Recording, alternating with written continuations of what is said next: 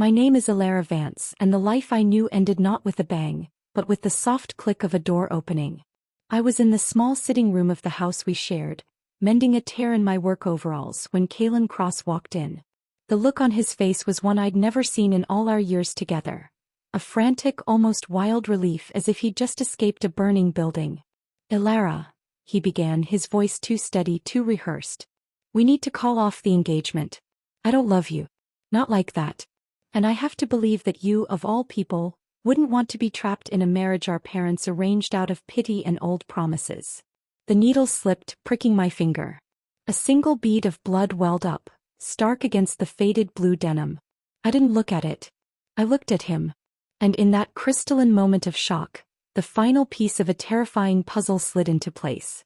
I had woken up in my 22-year-old body 3 days ago, flooded with the memories of a bitter 20-year marriage and a lonely death. And now, seeing that specific liberated desperation on Kalen's face, I knew. I wasn't the only one who remembered. In our first life, this conversation never happened.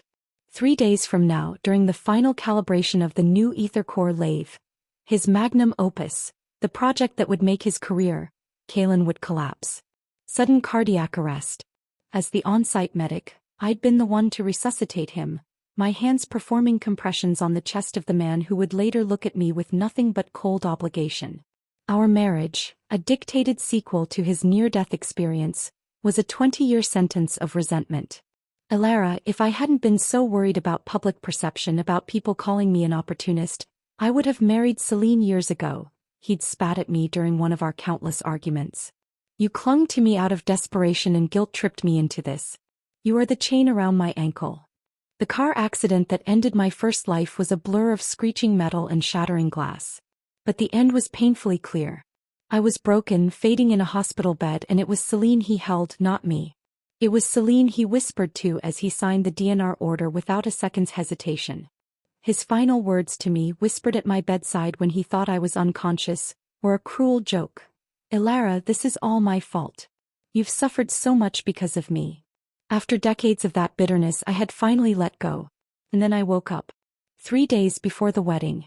What I hadn't anticipated was that Kalen had also been thrown back in time. And this time he was seizing his chance. He was determined to carve a path that had nothing to do with me, believing that I was the sole obstacle to his perfect life with Celine. "Alara, I know this isn't fair to you." Kalen's voice pulled me from the gut-wrenching memory reel. His tone was laced with a performative regret, as if he were bestowing a favor upon me. "But my feelings for Celine are real. She's the one I'm meant to be with. I won't sacrifice myself anymore, and I won't let her suffer in the shadows any longer." The arrogance in his voice, the unshakable confidence that he now controlled his destiny, was suffocating. If he was so sincere, why had he never said a word in our previous life? Why did he marry me only to sneak around with her for years, letting his contempt for me fester until it poisoned everything? I buried the searing hate and mockery that rose in my throat. Instead, I let my hands tremble. I made my voice wobble, layering it with shock and devastation. "After all these years together, Kalen? After everything our families have been through? You can just walk away that easily? Is it all because of Celine? The foreman's daughter?" I stared hard at him, searching for any flicker of doubt, any hint of the man I'd once thought he was. I had to keep him from suspecting that I, too, held the knowledge of a lifetime. He shifted uncomfortably under my gaze, sighing with theatrical weariness. "Alara, you can't force a heart to feel what it doesn't. A clean break is better than a slow decay. You need to accept this. It's better for both of us." We went in circles for a few more minutes, my performance of a heartbroken woman impeccable. Finally, I let my shoulders slump in defeat, my voice a broken whisper. I see I can't make you stay, Kalen. I only have one request. This engagement, it was our parents' final wish for us before they passed. Now that it's ending, will you at least come with me to their graves? To explain it to them? To let them know?" He hesitated, his eyes already looking past me toward the door and the freedom it represented. But then he nodded, seeing this as the final tedious piece of paperwork to be filed before his liberation. "All right. But I need to speak with Celine first. I don't want her to worry." He turned and left almost immediately, practically fleeing the room. I moved to the window and watched him run across the courtyard to where Celine Rossi was waiting, her figure anxious under the large oak tree. The afternoon sun caught them as they embraced. He spoke to her and her face transformed, radiant with triumph. She laughed, a sound I could almost hear through the glass, and kissed him passionately. "I knew your heart was only ever mine," I could imagine her saying. "Unlike some people who have to cling to ancient arrangements out of desperation." "Don't think about her," Kaylin would murmur before pulling her closer. Then as I watched, his expression turned serious. He held her by the shoulders, imparting some urgent instruction. I didn't need to hear the words to know what they were. "Celine, don't forget. In the next few days you must go into the mountains. Find the silver vein root. The one that protects the heart. It's crucial." A quiet, bitter laugh escaped me. "Kaylin Cross, you think you have it all figured out. You know your body will fail you in exactly 3 days at the pinnacle of your career. And you think a few foraged roots are the key to your salvation. But you're wrong. The key was never the herb. It was me. My knowledge. My care. My family's forgotten medicinal wisdom that I poured into your recovery. This time I want to see if your precious, fated love can work miracles without me." The small family plot was on a hill behind the sprawling industrial complex, overlooking the smokestacks and warehouses. 2 simple, weathered headstones stood side by side. That I knelt on the cool earth, my voice catching as I spoke to the silent stone. "I'm so sorry. I failed you. I couldn't keep my promise. Kaylin and it's over." The loneliness of my first life washed over me, the deep, bone-aching yearning for a home, for a family, that had kept me clinging to a hollow marriage long after I'd discovered his infidelity. I told myself it was to honor my parents' dying wish, but a larger part was my own desperate, pathetic need to hold on to the idea of us. I had shown him nothing but kindness, believing it would eventually earn at least his basic respect. But 20 years of devotion had only earned me a signed DNR. I should have seen it sooner.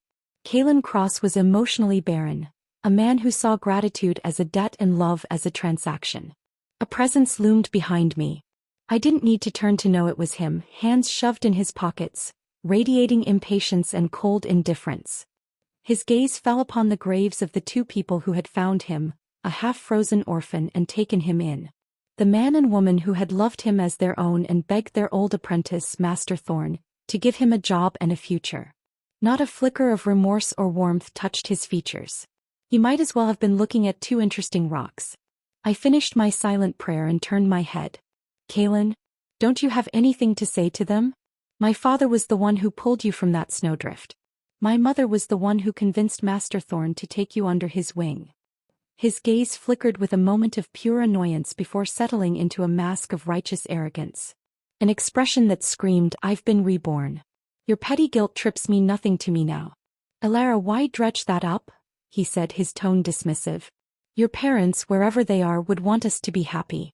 I'm going to live an incredible life. I'll be successful.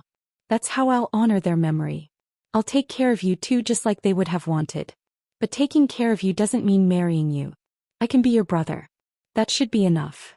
The audacity was breathtaking. He was dismissing a lifetime of debt and love as a minor inconvenience, reframing his abandonment as a benevolent act. I stood up, brushing the dirt from my knees, my movements stiff with controlled fury. "Just go, Kaylin. I want to be alone with them." He didn't need to be told twice. He turned and walked away, his stride quick and eager, leaving me alone with the whispering pines and the ghosts of my past.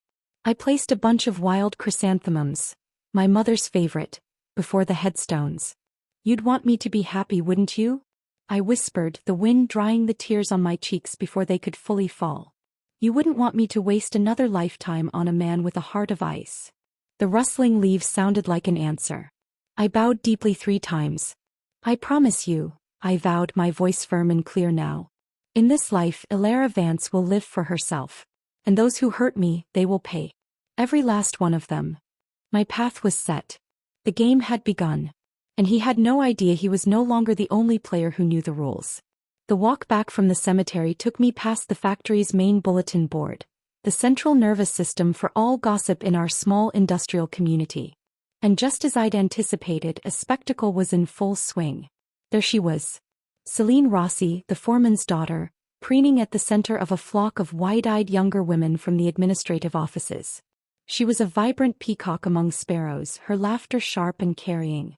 "Oh, you girls have no idea," she was saying, her voice dripping with condescending glee. "Kalen broke it off with his fiancée for me. He told me he's been sick of Alara Vance for ages. If it weren't for her being so pitiful after her parents died, he would have left her years ago. He's finally free to pursue his real happiness." A ripple of admiring murmurs went through the group. "So brave," one girl sighed. "To follow his heart like that. In my first life I would have lowered my head and hurried past, the humiliation burning my ears. But that Alara was gone. I had no intention of tolerating public shaming anymore." I took a breath, ready to dismantle her little narrative, but a voice, thunderous with fury, beat me to it. "Have you no shame, girl?" Master Thorne barreled through the crowd, his face a thundercloud. He was a bear of a man, his hands still calloused from a lifetime of work even though he now ran the entire machining floor. He shoved the onlookers aside without ceremony and glared at Celine with pure, undiluted contempt. "That foolish boy Kalen might have lost his mind, but I haven't. Even if I'm not lucky enough to have Alara as a daughter-in-law, I sure as hell won't have a vicious, gossiping magpie like you in my family." I stood frozen at the edge of the crowd, watching the tremor of anger in Master Thorne's broad back. My eyes stung with unexpected emotion. In my last life, after Kalen had let me die, it was this old man, his mind already beginning to fray at the edges, who had stubbornly remembered me. He'd sit in his workshop and mutter my name, shedding cloudy tears for the daughter he'd watched grow up. His unwavering, gruff affection had been the one thing that kept Kalen's public disrespect in check. He was the anchor Kalen had always resented but never dared to completely defy.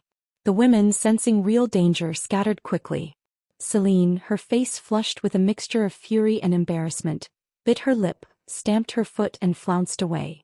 Master Thorne avoided looking directly at me, his own shame for his adopted son's actions written plainly on his face. He turned to leave and I took a step to follow to thank him, but a hand gently touched my elbow. "Alara? Dr. Vance." I turned. It was Julian Svensson, a quiet, brilliant engineer from the R&D department. He was a man of few words, with a thoughtful demeanor that stood in stark contrast to Kalen's brash confidence. He looked nervous. "Can we talk?" he asked, his voice low. "Somewhere private? It's about Kalen and the new ether core lathe system." I nodded, my curiosity piqued. I led him to the empty infirmary, the sterile smell of antiseptic a familiar comfort. "What is it, Julian?" He took a deep breath, his expression grave. "Dr. Vance, I've kept this to myself for too long. The control system Kalen is claiming credit for, the one in the new lathe, it's not his." The air in the room seemed to still. "Go on." "It's almost identical to the research notes my mentor left behind. Dr. Eris." Julian's voice tightened with emotion. "Before he died, he told me the algorithm was brilliant but flawed. It needed years of testing and validation. But Kalen, he just took it. He copied the schematics, refined nothing and submitted it under his own name. He's presenting a potentially dangerous, unfinished system as his own breakthrough." A cold understanding washed over me. So that was the foundation of Kalen's brilliant career. Not genius. I remembered vague whispers in my first life, how Julian had tried to go to the deputy director with concerns, only to be quietly sidelined, his career stalling into obscurity. Kalen, the golden boy, had been untouchable. The project is the director's pet project. Kalen is his protege. The deputy director hates him but wouldn't dare interfere. I mused aloud, piecing it together. But I knew something no one else did. The newly appointed head of the Technical Review Board, Mr. Sterling, was a man of unshakable integrity. More importantly, his uncle was the incoming chairman of the Regional Industrial Oversight Committee. He was the one person who wouldn't be cowed by internal politics. I looked at Julian, a plan crystallizing in my mind. "Julian, I need you to write down everything you just told me. Every detail. Document the similarities between your mentor's notes and Kalen's design.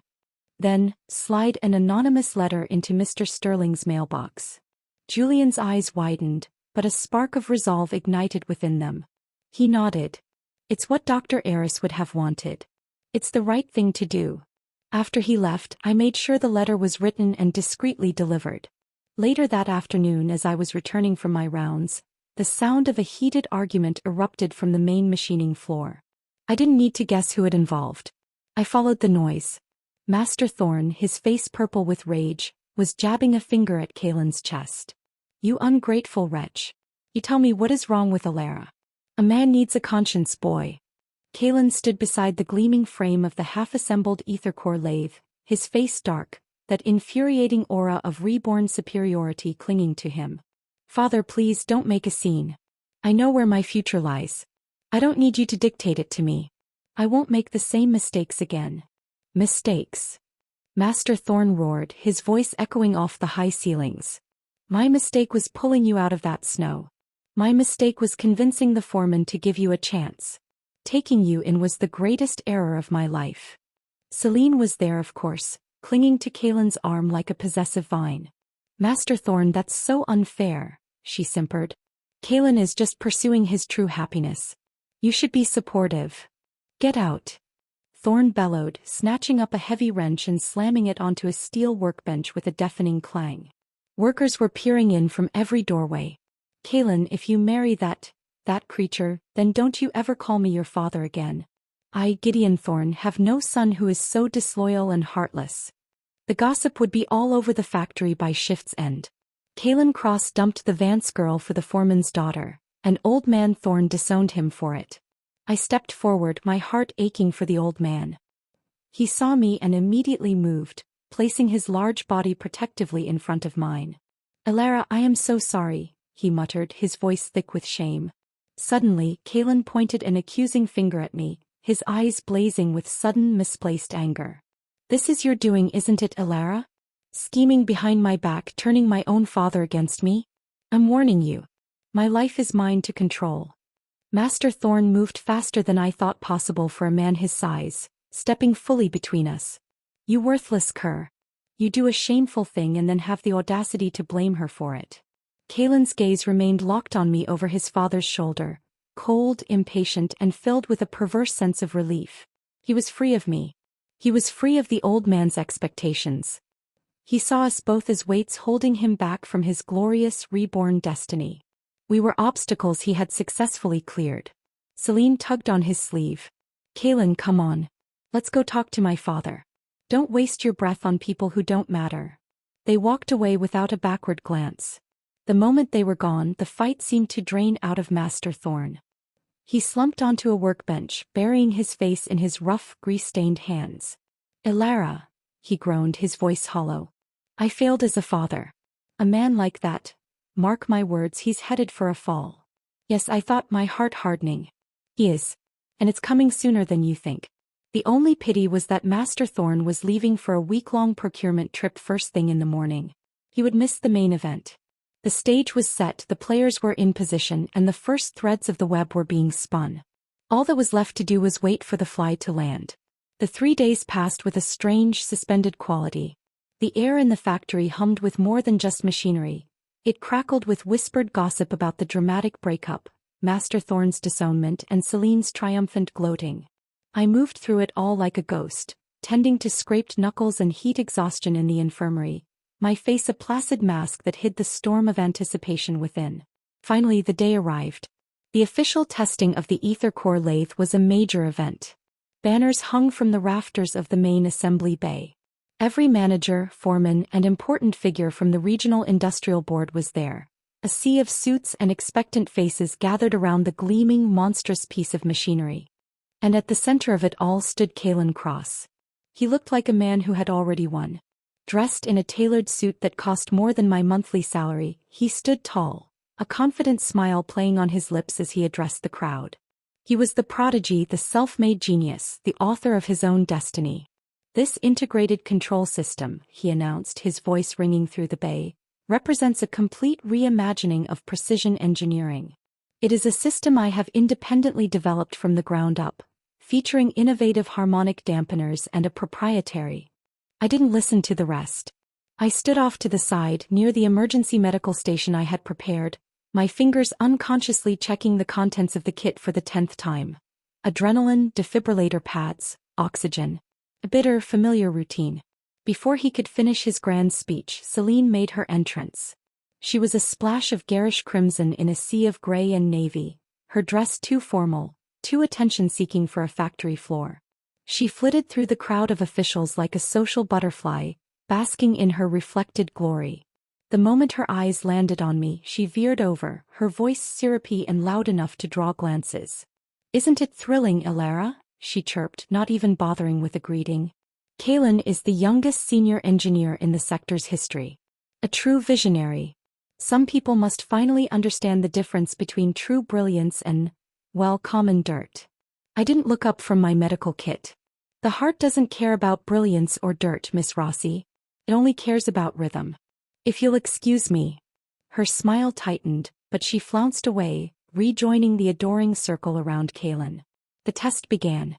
The low hum of the lathe powering up vibrated through the concrete floor. Kaelin's hands moved over the controls with a fluid grace that was undeniably skilled. Lights on the main console blinked from amber to a steady, confident green. The machine whirred to life, performing its intricate dance with flawless precision. A wave of relieved applause began to build. It was working. It was a success. Kaelin shot a smug, victorious glance in my direction, his eyes saying everything his words couldn't. "See? I don't need you. I never did." "The ether core system test is a complete success," the project manager shouted, and the bay erupted into cheers. And in that exact moment, at the very peak of his triumph, the sound that had haunted my nightmares for 2 lifetimes cut through the celebration. A sharp, choked gasp.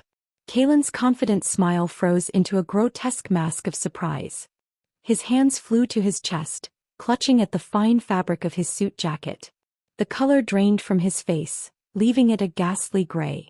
His eyes, wide with a terror he alone understood, scanned the crowd wildly before locking onto Celine.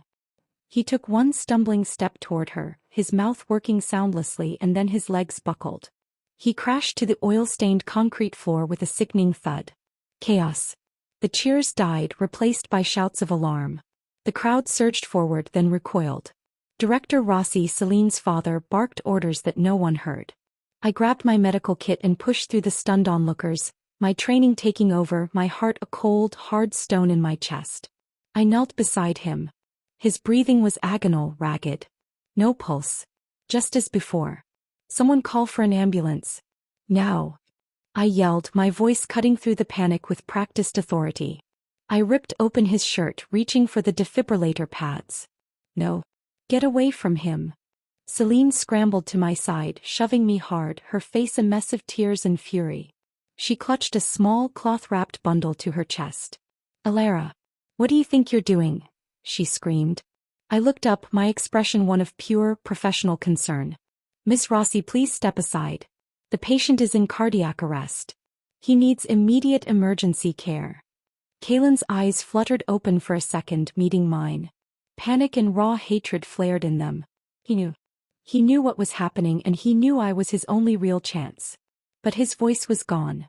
"Miss Rossi," I said, my tone firm and leaving no room for argument. "You need to calm down.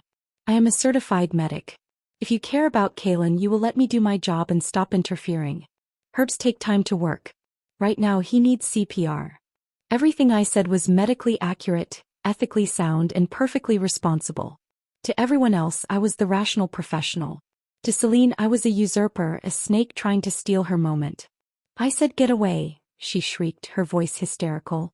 She threw herself over Kaelin's body, shielding him from me. He told me the silver vein root would save him. He has it all under control." She frantically unwrapped the bundle, revealing a few brittle, silvery leaves. She tried to pry his jaw open, forcing the dry leaves into his mouth, her hands shaking violently. "What is your real game, Elara Vance?" she hissed, her words meant only for me. "Trying to save him again so you can claim he's indebted to you? So you can cling to him like you always have? Not this time. He's mine. Only I can save him." A murmur of disbelief ran through the crowd. The looks of sympathy for her began to curdle into confusion and discomfort. Director Rossi's face was a dark storm of embarrassment and worry. I held my hands up in a gesture of surrender, reluctantly pausing my efforts. I turned to the director, my expression a mask of regret and professional frustration. "Director Rossi," I said, my voice carefully measured. "As you can see, the patient's loved one is highly emotional and is preventing me from administering critical care. I'm afraid that if this life-saving intervention is delayed any further," I let the sentence hang, the unspoken consequence, "his death will be on her hands," echoing in the silent bay. The director opened his mouth, conflict raging in his eyes, but all he could manage was a heavy, defeated sigh. He looked at his daughter, a mess of tears and leaves, and said, "Celine, let Dr. Vance through. She's the professional. We don't need the herbs." But Celine was beyond reason. "No," he told me. "The root will work," she sobbed, finally managing to shove a few crushed leaves into his mouth. They mixed with his saliva, a pathetic, desperate offering. The whispers grew louder. "She's lost it. He told her leaves would save him. Is she mad? Look at him, he's gone. What are a few dried weeds going to do? She's panicking, poor thing. But stopping the doctor, that's just wrong." I stood back, silently watching the grotesque spectacle. In my previous life I had fought death for him. I had poured every ounce of my skill and knowledge into those critical minutes. This time I would let nature take its course. I would let him see. I would let him experience whether his so-called true love and her miracle cure could actually cheat death. The seconds ticked by, each one a lifetime. The wail of an ambulance siren pierced the air, growing louder, cutting through the suffocating tension. It was the sound of hope, but it was far too late. Just as the paramedics burst through the doors, a collective, shocked gasp rippled through the crowd. Kalen's body jerked. A ragged, wet cough tore from his throat, expelling the leaf fragments. His eyes flew open, blinking against the harsh lights. He was alive. Somehow, against all odds, he was alive. The collective mood in the bay swung on a dime. Shock turned to stunned relief, then to murmurs of awe. Celine, weeping with hysterical joy, cradled his head in her lap. "I saved you. I told you. I saved you," she cried over and over. I stood motionless, a chill settling deep in my bones that had nothing to do with the bay's draft. It wasn't possible. The root was a supportive medicine, a preventative measure. It wasn't a miracle cure for full cardiac arrest. Unless he had taken more than just the root. Unless he had prepared for this. The formulas I had developed over years in our first life. The precise tonics, the strengthening elixirs I'd forced down his throat during his recovery, he must have remembered them. He had premedicated himself. He had given himself a fighting chance, and he had let Celine take the credit, making her his savior. He hadn't just planned to leave me. He had planned to survive without me and to ensure his beloved got all the glory. The game had just become infinitely more complicated. The following weeks were a study in whiplash. The factory buzzed with a new, incredulous gossip. "Did you hear? Kalen's not just awake, he's already walking around." "No." They said even if he lived, he'd be a vegetable. "It's true. Celine's at the hospital day and night, brewing him special tonics, feeding him herself." Incredible. She really did save him. We were wrong about those herbs. I heard it all from my post in the infirmary, my hands steady as I bandaged a wound or dispensed aspirin, my mind racing. Celine Rossi, a woman who I was fairly sure couldn't tell basil from belladonna, was suddenly a master herbalist? It didn't add up. My theory solidified. Kalen had remembered the complex recovery regimens from our past life. He had guided her, turning her into his unwitting nurse and, more importantly, his public-facing miracle worker. His recovery wasn't just medical, it was triumphant. He returned to the factory not as a weakened invalid but as a conquering hero. He claimed his brush with death had granted him a profound clarity, a spiritual awakening that fueled a new wave of genius. He solved several lingering technical problems with the ether core system. Solutions I recognized instantly as the final, polished versions of the notes Julian had told me about.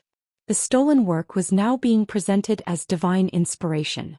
Overnight his legend grew.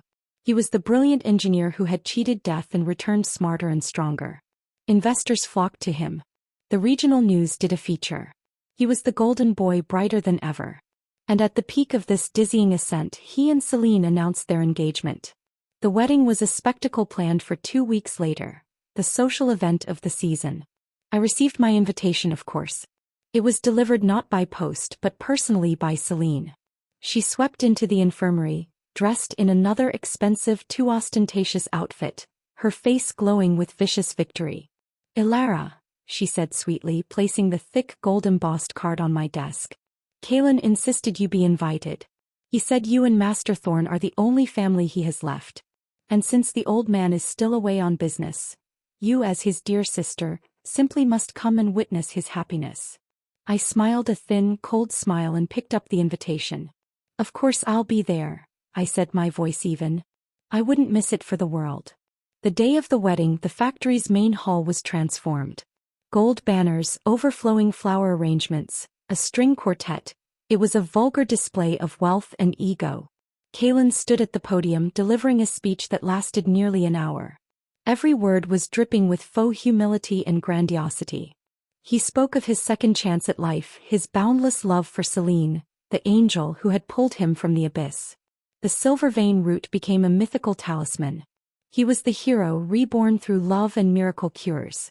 Celine clung to his arm, playing the part of the blushing, devoted bride-to-be to perfection, dabbing at non-existent tears with a lace handkerchief.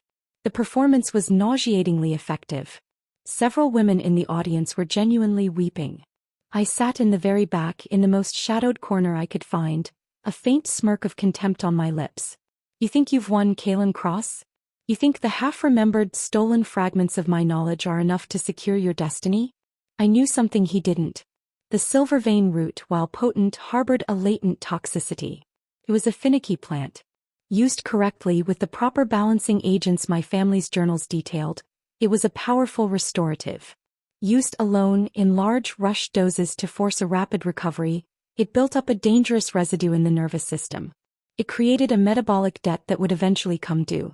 And when combined with a certain common catalyst, the reaction was swift and devastating. I had prepared a very special wedding gift for him. As the ceremony neared its climax, Kalen gazed adoringly at Celine. He raised his crystal flute of champagne for a toast, ready to seal his victory. "To my savior," he proclaimed, his voice ringing through the hall. "To my future." He drank deeply. The moment the champagne passed his lips, his triumphant smile vanished. His face went from tan to a sickly greenish-white in the space of a heartbeat. The glass slipped from his fingers, shattering on the floor, the expensive bubbly wine splashing like blood on the pristine tiles. "Kalen, what's wrong?" Celine's happy expression hadn't even faded before it twisted into confusion, then fear. He clutched his abdomen, a muffled, animalistic groan of pain escaping him. His body convulsed. His legs trembled violently, and then, under the horrified gaze of every single wedding guest, a dark, wet stain spread rapidly across the front of his expensive cream-colored trousers. The sharp, acrid smell of urine cut through the scent of flowers. A wave of stunned, disgusted silence swept the room. Then came the gasps, the shrieks, the whispers of utter disbelief. "My God, what happened?" His eyes rolled back into his head and he collapsed to the floor, unconscious, lying in a pool of champagne in his own waste. The perfect wedding descended into absolute chaotic horror. At the hospital, his condition spiraled. High fever, violent convulsions, uncontrollable tremors. The side effects he had suppressed with his aggressive, unguided herbal regimen surged back with a vengeance, overwhelming his system. Director Rossi, terrified for his daughter and his own reputation, pulled every string, flying in a team of top specialists from the capital. Days later, the lead specialist, an elderly man with a grave demeanor, delivered the diagnosis to a ashen-faced Director Rossi. I heard it through the factory grapevine, each detail more satisfying than the last. "The patient has ingested a powerful and conflicting cocktail of herbal compounds," the expert said. On the surface, they forced a rapid recovery, but in reality, they catastrophically overdrew his body's resources. The damage to his central nervous system is extensive and likely irreversible. We can stabilize him, but a full recovery is, I'm sorry to say, virtually impossible. I was in my small apartment, peacefully watering my window box of herbs, when I heard the news. A deep, profound sense of justice settled over me. That Kalen was my wedding gift to you. The champagne was just a harmless tonic. Who could have known it would react so violently with the poison you've been stuffing yourself with? You didn't die on the factory floor. So now live. Live with the consequences. Live with every kind of suffering. His body was ruined. Though director Rossi managed to pull enough strings to let him keep his nominal title and a pension, his career was over. What project would ever trust a man who could seizure and lose control of his basic functions at any moment? Who would follow a leader who had been publicly humiliatingly broken? If he had been a different man, he could have faded into a quiet, comfortable retirement. But this was Kalen Cross. He remembered a life of glory and respect. This existence, a life of being whispered about, pitted, a figure of ridicule and disgust, was a fate worse than death for him. I could imagine him in his hospital bed, then later in a quiet, dark room, gnawed by a bitterness so profound it would eclipse any he had ever felt for me. And it was far from over. The anonymous letter Julian and I had planted was still out there, a time bomb waiting to detonate beneath the ruins of his life. His fall from grace was only half complete. Peace did not return to my life so much as it settled over it like a layer of fine dust after an explosion. The immediate drama was over, but the aftermath was everywhere. The factory, once abuzz with Kalen's genius and Celine's theatrics, was now hushed, speaking in the low, serious tones of a scandal whose full dimensions were still being measured. I threw myself into my work at the infirmary. With the knowledge of 2 lifetimes, the practical experience of the first and the studied academic focus of the second, my proficiency was no longer just competent. It was preternatural. A persistent cough that had stumped others? I identified it as a rare allergic reaction to a specific metal dust and prescribed a simple antihistamine. A deep laceration from a snapped cable? My stitches were neat, efficient, and left minimal scarring. Word spread quickly. The workers, a pragmatic and loyal bunch, began calling me Doc Alara, or more affectionately, the miracle worker of the machine shop. In the quiet hours, I did something I should have done long ago. I opened the old cedar chest that held my father's life's work. His journals were not just notes. They were intricate maps of the human body, beautifully illustrated and filled with observations that blended traditional plant lore with a modern scientific curiosity. I began to organize, cross-reference, and combine his wisdom with contemporary medical texts. I wrote papers on the anti-inflammatory properties of local mountain flora and treating repetitive strain injury in manual laborers, a holistic approach. I submitted them to professional journals under a pseudonym at first, then gaining confidence under my own name. They were published. They generated letters, questions, a quiet buzz in medical circles far removed from our grimy industrial town. The factory directors who had always seen the infirmary as a necessary expense now saw it, and me, as an asset. I was promoted to head of medical services, a title that came with a modest raise and a great deal more autonomy. Julian Svensson, freed from the shadow of the man who had stolen his mentor's work, began to flourish. Unlike in our first life, he wasn't marginalized into bitterness. He was quiet, steadfast, and brilliant. He became the go-to engineer for solving persistent, gnawing technical problems, the ones Kalen had always dismissed as unimportant. He earned the respect of the floor managers and the cautious admiration of the directors, not with flashy speeches, but with quiet, undeniable competence. A bond, forged in shared secrecy and a desire for justice, grew between us. He wasn't slick or charming. His attempts at conversation were often awkward, his jokes were often from a science periodical, but his kindness was as solid and real as forged steel. On nights I worked late, a thermos of hot soup would appear on my desk. When I looked tired, he'd suddenly remember a fascinating article on new welding techniques that he thought might distract me. In him, I found a steadiness I hadn't known was possible. The frozen core of my heart, encased in the bitterness of my first life, began to thaw under his consistent, gentle warmth. A year after Kalen's fall, on a crisp autumn afternoon, Julian found me in the small garden I'd started behind the infirmary. He was blushing furiously, clutching a small, slightly crumpled bouquet of wild asters and goldenrod he'd clearly picked himself on the hillside. "Alara," he said, his voice uncharacteristically shaky. He thrust the flowers toward me. Would you consider being with me?" I looked at the honest hope in his eyes, at the humble, heartfelt offering in his hand, and I felt a genuine smile spread across my face for the first time in what felt like centuries. I took the flowers. "Yes, Julian. I would." We were married in a simple civil ceremony. There was no gold leaf, no string quartet. Master Thorne, back from his extended trip and heartbroken but resigned over Kaelin, gave me away. A few close colleagues from the floor and the office attended. We had a simple meal at a local pub. It was quiet and it was real. My heart, for the first time in either of my lives, felt not like it was soaring, but like it was finally, firmly on the ground. I was home. Meanwhile, the time bomb Julian and I had planted finally detonated. Mr. Sterling, the technical review chief, was a man of meticulous patience.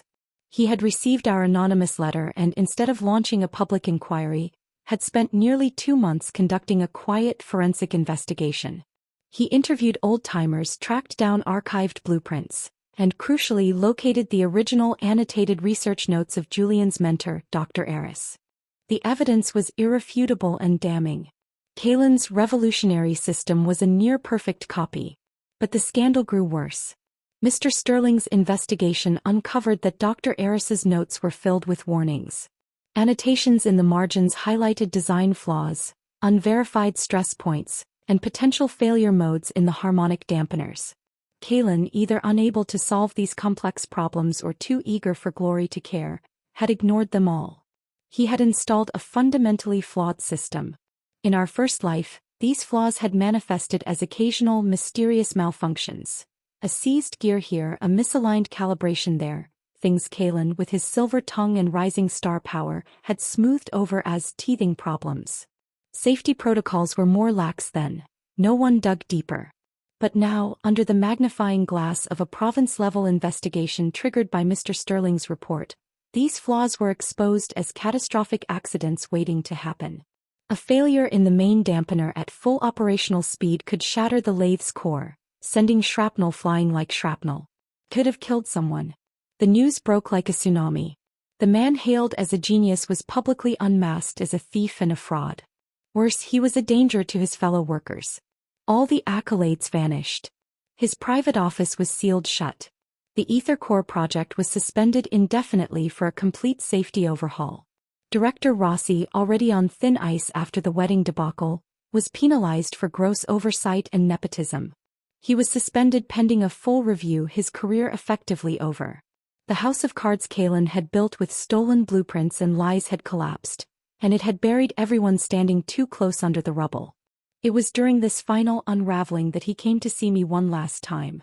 I was sorting patient files when a shadow fell across the doorway. I looked up. Kaelin stood there, but it was a ghost of the man I'd known. His clothes were rumpled and stained, his hair was lank and greasy. His eyes were the worst part, red-rimmed, hollow, burning with a desperate, frantic light. "Elara," he croaked, his voice raspy. I know I was wrong. About everything. It was all my fault. I shouldn't have trusted Celine. Please, you have to help me. I know you're gifted. You know a way to fix this, to fix me, don't you?" He stumbled forward, trying to grab my hand.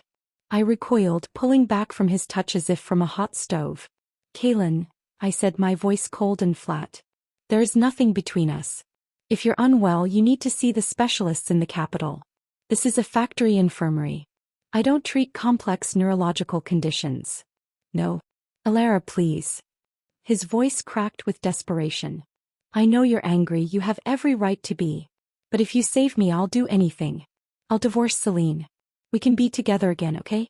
I'll treat you right this time, I promise." Together again? The sheer, staggering audacity of it almost made me laugh aloud. "Kaelin," I cut him off, my voice sharp as a scalpel. "Have you completely lost your mind? Do I look like I collect garbage? The sight of you makes me sick." The blow landed. His whole body flinched as if I'd struck him physically. The carefully constructed arrogance finally shattered completely, and what was left was a raw, terrified child.